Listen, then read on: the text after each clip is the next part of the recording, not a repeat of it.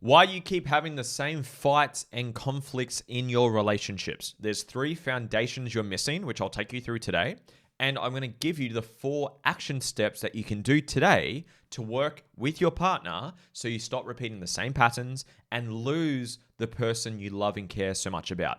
And even if you're single, this is the same stuff you need to use in your next relationship so you don't repeat the unhealthy patterns so many people struggle with. If you're new to my channel, nice to meet you. My name is Lewis. I've coached over 10,000 people over the past decade to heal trauma, have loving relationships, and overcome sabotaging patterns, which is what we're talking about today. So there's a 3-step framework I'm going to take you through. It's called my AS or AS, A-A-S, not A-S-S, A-A-S. And I'm going to give you the 4 actionable steps to take.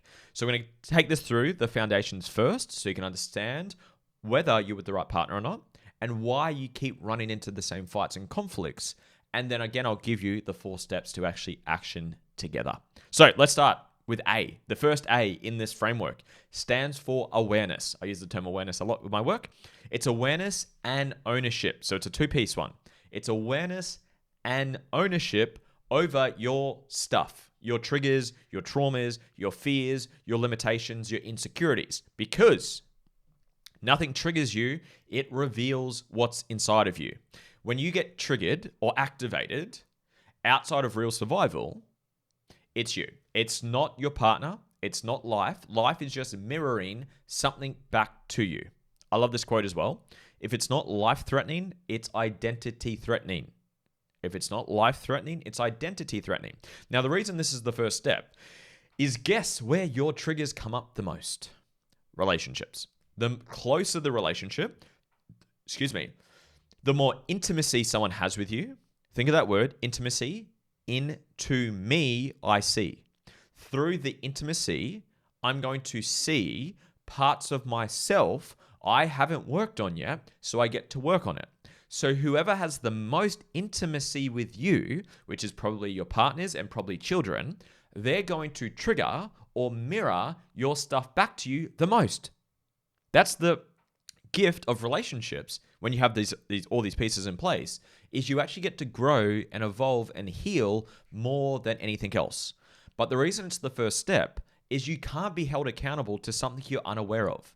If you are not aware of this concept, then you're doing the best of what you have. It probably makes sense to blame your partner, to blame your circumstances, to deflect, to play victim, to avoid accountability, because you're just doing the best with what you have. Every human, including you, including me, including your partners, are doing the best with what we have. So the first step to overcome the same fights and conflicts and arguments is to own your stuff. Not just you, your partner as well. It does take 2 to tango for relationships to work. So the question to ask yourself is, do you have awareness and own your triggers? And does your partner have awareness and own their triggers? Because without that step, you're going to repeat the same fights, triggers, traumas, limitations, patterns over and over again, never own it, never therefore address it, which is one of the steps that's coming up. And ultimately, you're going to implode or destroy the relationship. Now, a very common question I get from my content is, how do I get my partner to become aware of this as well? Send them this video. If you're the partner, nice to meet you. Because this is an agreement, which I'll get to soon as well.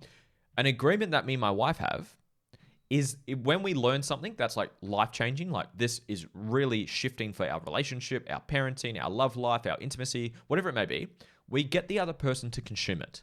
I don't get her to watch everything that I watch because I've obviously got my own values, my own interests, and vice versa. But when we learn something that's like, hey, this is actually a game changer for us, then we get the other person to consume it so we can speak the same language. Because if you understand traumas and triggers and mirrors and projections and all these things, and your partner doesn't understand it, you speak in 2 different languages. So first step to wrap this up so I can move on to the next step is awareness and ownership. Do you and your partner have a fundamental awareness and take ownership over your stuff? If that's a big green tick, fantastic. We move on to the next step. Step 2, the second A, is alignment. Are we fundamentally aligned with the vision for our relationship?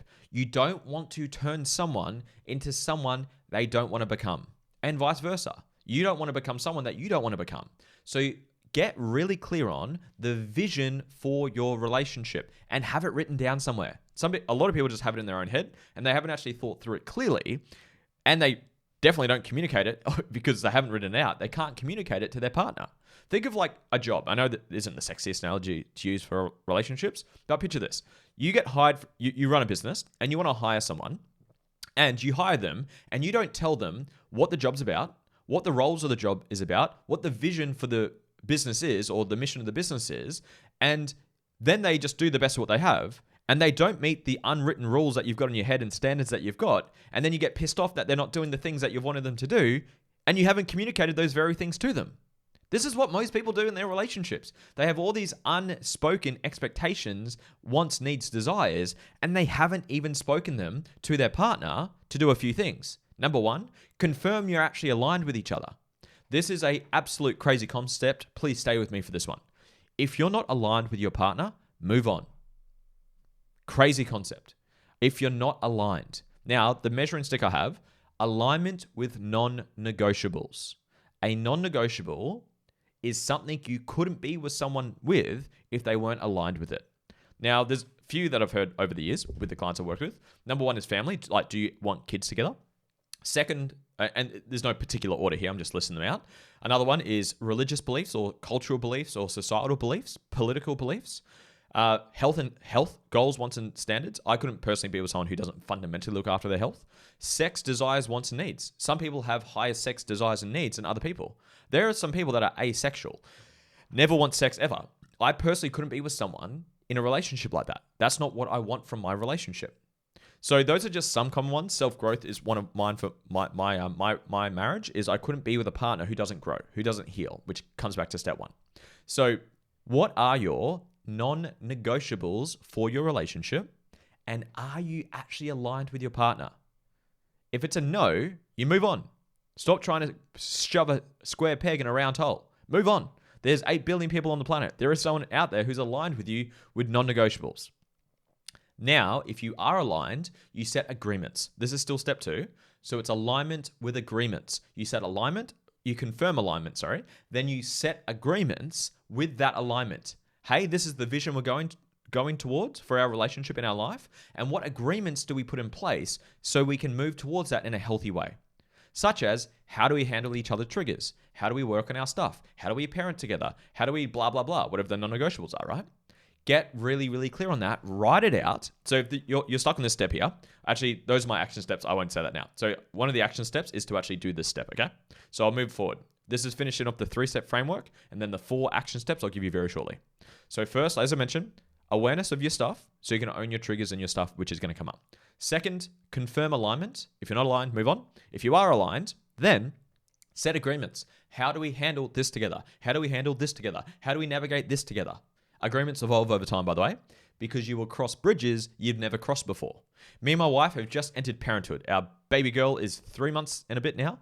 So we are now learning and crossing bridges we haven't crossed before. We're talking about homeschooling. We're talking about the vaccines. We went down that pathway. Well, we're talking about how to raise a child. Like, how do we discipline in a healthy way? Like, we're crossing all these bridges together that we've never crossed before. So your agreements will evolve over time. The third step of this framework, AAS, the S is skills. Learning the skills required to get to the vision. If you want to have financial abundance and financial freedom to not have to work ever again, then there's a level of skills needed to get to that point, right? If you want to have a fit, healthy, loving, vibrant body for yourself and your partner, then there's a level of skills required to get towards that. Learning how to train properly, how to eat properly, how to communicate properly, blah, blah, blah. So what are the skills that you need to learn together to move towards the vision? There's heaps out there. How to regulate is one I would recommend. How to heal your trauma, which would come back to step 1. So you can actually learn the tools needed to heal your triggers so you stop repeating those same fights. Those are the 3 foundational pieces you need to make sure your relationship is viable and actually going to be successful long term. You both own your stuff and have awareness of your stuff.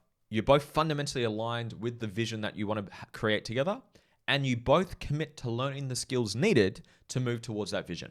Those are the 3 steps, the 3 foundational pieces. Now, here are the 4 action steps to take. First and foremost, send this to your partner. So if you're the partner, again, pleasure to meet you. Be on the same page. What we do, and I suggest doing this moving forward, when you learn something that's game changing for your relationship, for your life, for your mind, for whatever it may be, get your partner to consume it or learn it so you can speak the same language as each other. So send this to your partner if you need help communicating this. Step number 2, write out the vision for your relationship. So this was back to the step I just said before. Write out the vision for your relationship. And what I recommend, 20 minutes minimum, ideally an hour, but just do 20 minutes to get started. Do it by yourself. Don't do it with your partner. If you're single, obviously do it for yourself. But even if you're with a partner, don't do it together. Do it separate.